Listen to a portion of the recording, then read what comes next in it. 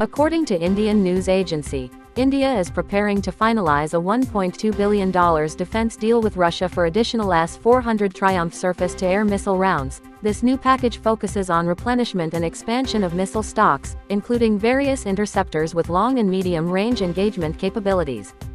U.S. Army has ordered 9 new CH-47F Block II Chinook helicopters from Boeing under contracts worth $461 million. The purchase is part of service plan to modernize its heavy-lift aircraft used to transport troops and equipment. The Security Service of Ukraine has unveiled an upgraded generation of its unmanned maritime strike platforms known as Sea Baby. The newly revealed drones feature 2 distinct weapon configurations featuring automatic target acquisition and recognition. The Republic of Korea Navy has launched its first Changbogo 3 Batch 2 class submarine, the Jangmyeong-sil SS-087, during a formal ceremony at Hanwha Ocean's shipyard.